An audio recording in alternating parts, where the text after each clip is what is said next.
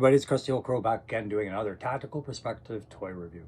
Today, I have the honor of handling Breaker, and not this Breaker with the Ram, much as I love them, but the new and improved Breaker, number 158 in the classified line, the bubblegum chewing, backpack toting comms machine guy with an actual pistol to defend himself, and maybe more importantly, a piece of that mass device set that collectors might be after. He's got some good kit improvements. I'm going to have a look at them and ask myself, did they fix everything that I thought was wrong with the original Breaker, right? So you can see I leave him posed on there, the helmet off, because I thought he was a great buck. I really did. I liked the entire design of the old Breaker, but I had to attach my own magazine and holster and weapon for him because it came with no sidearm. And I always thought, what a tragic mistake to make with the character who in the comics is shown as armed, in the cartoon was armed, right? And more importantly, as a commsman, you need him to be able to defend himself, right? He has to be able to defend himself. These are priority targets. Either take out a commsman or capture a commsman. It's a benefit to the opposition always. So he should always have the means to defend himself. So it was, the Ram cycle was one thing, but when that was gone, he had nothing, right? So that was my issue with it. We don't have that issue anymore. They gave him a fancy sidearm. They gave him some really cool kit and some really cool features, which I'm going to explore thoroughly on this Tactical Perspective. So you know what that means. That means I'm going to give him that tac grade, I'm going to give him that play grade, and I'm going to give him that je ne sais quoi grade as I show you the backgrounds here and all the box features. That je ne sais quoi being French Canadian for I do not know what, brackets. But there's freaking something going on here. I gotta find out what it is and identify it. And I'll do my best to do that and give that a grade as we look at the volcano erupting. Look at the sky strikers in the background. Wouldn't you love to believe? No, it's not happening. But wouldn't you love to believe, HasLab? Anyways, guys, thanks very much for joining me. If you like these kind of reviews and these videos, don't forget, like, share, subscribe. I ask you to make that choice from there. I'm gonna open this guy up and play with him. It's hot. It is hot outside today, guys. I don't know how much outdoor photography I'll do with them as opposed to just playing around on the shelves over here. So we'll find out together. So the conundrum here, as eager as I was to get him out of the box, is I still love my original Breaker. Even though he was misarmed and the Ram, had some improvements I thought it needed that it got later by the time it hit Night Force, I was a fan of the Breaker buck. And I was angry that it was so hard to get more than one of them. And I didn't ever get more than one Breaker of the original 13 olive drab variation. This is our second variation, and this time it's the mass device variation. And they seem to have listened to a lot of the feedback that people had on Breaker's lackluster kit loadout. So they've equipped him with a pistol, a silencer, and a better radio and a headset, but a cable that connects that headset, which confounds me because we live in a wireless age, but okay, I can accept that.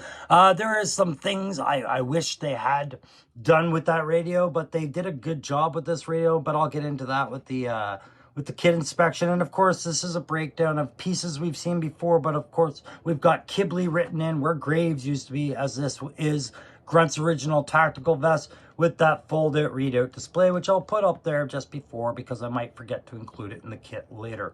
And he's got that bubblegum chewing head and a knife, right? So these are all extra features that he's got. Of course, he has another head feature where he's not chewing gum, and how it all goes together. And I'm going to have a little look at it, but you can see right away, one of the things I had to do was devise a strategy for how this character's radio would work, because that cable is so big and long, and it's similar to what you would have a problem with a Techno Viper or somebody else with the long cables.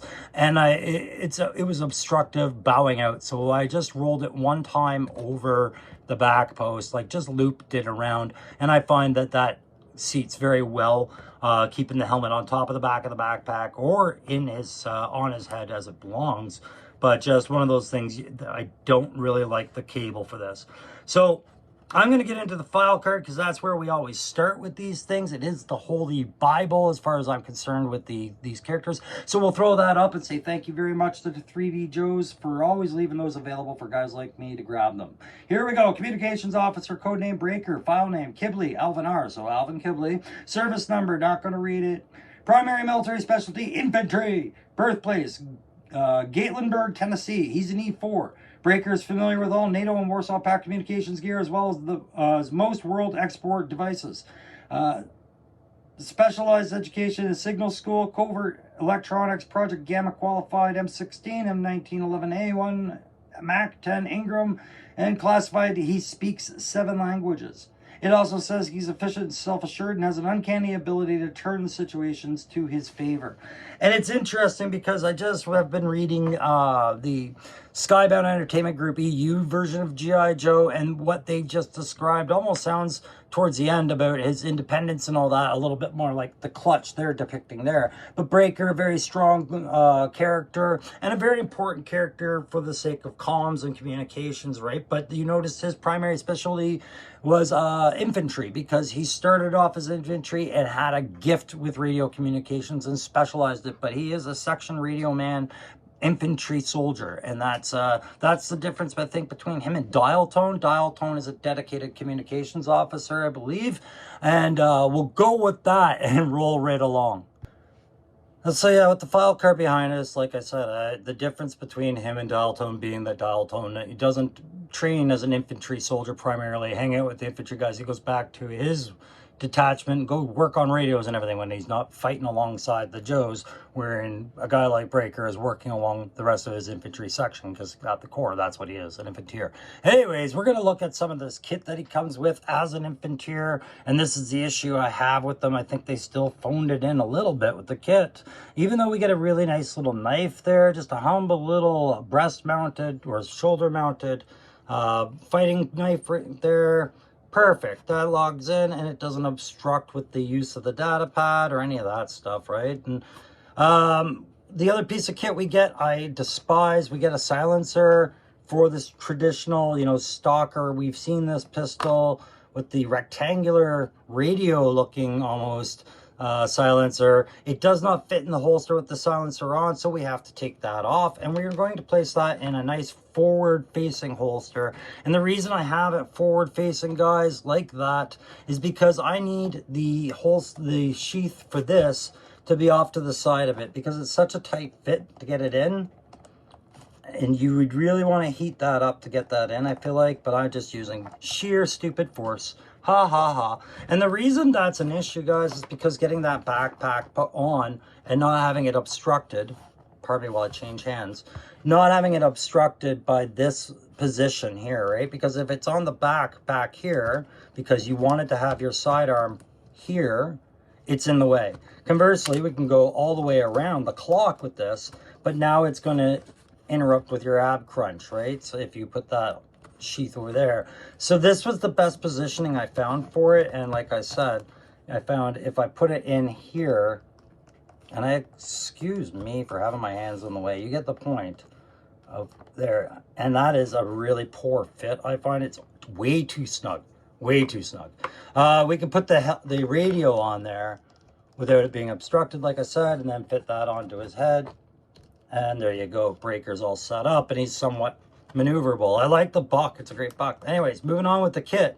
Like I said, that pistol we've seen before, the silencer, it really is a bad choice, I think, for Breaker. The vest, good choice for Breaker. The knife, sure, good choice for Breaker. Helmet, let's have a look at that helmet. I'll take that off and I'll show you how this is all hooked up. Helmet, good choice for Breaker. I like this. It's a nice bump style helmet like they've been using with a lot of the other Joes, with side mounting rails, earpiece, comms, everything like that. And then there's a long cable that plugs into the back of it. You will have to really kind of work that in, but it's a good snug fit. And that's equally, well, almost equally snug on the receiving post in the side of the radio. So this is basically your, what, I don't know what it would be, like a 522, 524, you know, crypto loaded radio that he's plugging in new encryption sequences every week for every mission kind of deal to keep the radios a problem for the enemy to try and crack, right? But that doesn't justify this long cabling device unless it's, you know, more advanced than I'm thinking it is. But then again, we're talking about an infantry section radio. The wish I had for this radio, as I show it there, you know, I'd show you what I was talking about with the cabling. The issue, what I wish they had done with this is just, instead of connecting this to the helmet, whoops, I did that wrong. Instead of connecting it to the helmet, maybe perhaps they could have looked at attaching a handset to the other end of the cable and a place for the handset to kind of click into this radio. You notice as I put the antenna up on it, which is a cool feature. A handset for the commander standing beside Breaker to be talking to comms, because that's how an infantry section radio guy works. He's going to manage most of the situation reports, lock stats, maybe some contact reports, and just update the commander on what he's hearing on the radio. But when it comes down to maybe giving out orders on the radio to other guys spread out throughout the combat zone, that's going to fall on an officer or the commander that's leading the mission. So a little handset attached to this cable, I think, would have been much better, and would have changed a lot of the dynamic of where Breaker is in the collection and on display, right? He could be standing next to Duke, quietly covering him. Now, the other thing I say is, because he's an infantier, I think that he should have come with a rifle as opposed to just a pistol. He's not coming with a motorcycle anymore to save his ass. You know, he is an infantier and he's got to defend himself. And that pistol's only good really for 100 meters or less. He needs something to fight or die by, right? He is a very important person, like I said in the opening. He is the radio guy. If you can capture the radio guy, you can hack into your enemy's comms. If you take out the radio guy, your enemy has no ability to call for support. So he really does need to be able to defend himself. The other feature we got, not to glaze it over, is the bubblegum chewing head. And the great face sculpt that we get with this this character is just not something we should overlook, which is why a lot of the time I take the helmet and I just nicely rest it like that, because it is a cool look. And it's not anything against the smiling Breaker we got before from the first iteration with the Ram. It's just that this particular facial sculpt, he looks a little bit more hardened, taking things a little bit more seriously, a little less of a joker and more of a wise kind of combat soldier, right? So again, definitely got that infantier vibe, but the whole vibe changes on everything he does when you switch out the heads, right? Like, for example, I could take this pistol out right now. We ditch this kit and we just put this in his hand like so, right? Pardon me. Here he is, and he's getting serious about something, right? He's seriously thinking about what's going on, and maybe I've got to get violent, maybe I've got to do a direct engagement. But if I were to do this and watch everything fall apart as I punch my own set, now it's a different vibe. It's like, now he's cocky, he's arrogant, or overly relaxed, or it's just not a serious situation to begin with, possibly, right? And that is the cool part about this, is it just captures two different moods of the same guy, I think. Anyways, thought that was worth mentioning. I'm going to get into the buck next. All right, we'll try this again. I almost passed by one of the more important features, accessories with this, and it's the reason why it is the mass version of a G.I. Joe Classified. Is because he comes with a mass device component, the sand. This is a three-piece component, as I'm showing in the photos, goes together, and it's just some goldy colored swirling sand. He can carry it, but he can't really hold it. There's no handles or anything. You just kind of cradle it like a baby. Anyways, not my favorite accessory, but one that there's going to be repeated as we go through this mass device conundrum, and it gets me wondering, is Hasbro going to make a mass device, or are we left on our own? This buck, as I've been showing you, has good ab crunch, butterflies, blah, blah, blah. It's a fun buck. I don't think this is going to loosen up as much as my original Breaker loosened up. He's very rickety already, and I don't pose him that much off the bike. This one's got good stiffness out of the box. I didn't have to take a hairdryer to him or anything. He was ready to go and get posed, and I appreciated that. Head popped off with very little tension, but doesn't pop off just because you take the helmet off. That's an important combination. So my biggest yay on this whole thing is the color set that they chose for Breaker. I think using the dark grays, or grayish dark blue, whatever, the dark blue gray and the black really works for him, and I am shocked how well he folds in with not just Night Force, but a couple of other characters in the G.I. Joe line, just because of the neutrality of the gray. You know, of course, if I'm going to dress off guys based on their uniforms, I'm going to keep Breaker with guys like Falcone and Grunt and all of those guys, rock and roll, sure. But if I'm looking at an urban situation, this is the kind of figure I like for this. This is that vibe entirely, and it goes well with guys like Shockwave and Lowlight, right? So overall, very satisfied. I think the Buck's design has been brilliant. I love the vest, all the mag pouches. Reusing Grunt's vest, but remembering to put Kibbey on there. Kibbey's name on there is good. I like the position of I like the position of the tech and the knife working together because it almost helps keep it down. I'm not necessarily the biggest fan of the holster and a separate holster for this silencer, but really that's because in my mind, like I said, he deserves a rifle. He deserves a rifle, and he can keep the pistol, but he doesn't need a silencer. He's not working stealth operations because he isn't actually committed to night force, is he? Or else that would be said. Those pouches on the leg can be removed, and those are going to be his kit accessories, maybe some extra antennas or handset that should have been on the radio, all that kind of stuff you can imagine being stored in there. But I'm very happy with the color design. So I'm about ready to give this guy a grade at this point. On attack grade, I am going to go with a 3.5. I think the radio is really good. I think the helmet is really good. But again, because his primary specialty is infantry, failing to give him a service rifle of any sort, even the most general M16 type, is failing him because, like I said, we are no longer mounted on a motorcycle with a Gatling cannon. We need some self-defense, and anything under 100 meters for that pistol is the only thing he can engage. That's too close for a radio man, all right? And if he has to use his knife, that's far, far too big a failure to accept, as I see it on a tactical level. So 3.5 on the tactical. The sand does nothing for that effect. And the bubble gum, I would almost ding you a tactical tactical point. If this was the only head for this, then that was the only head you had for Breaker, then the bubblegum would lose him a whole point because he would have no discipline. He'd be chewing bubblegum on patrol and things like that, right? But I do love this bubblegum head for just all the things it does for this character, which is so much. On a play grade, I'm going to go with a solid 4.5, just a solid 4.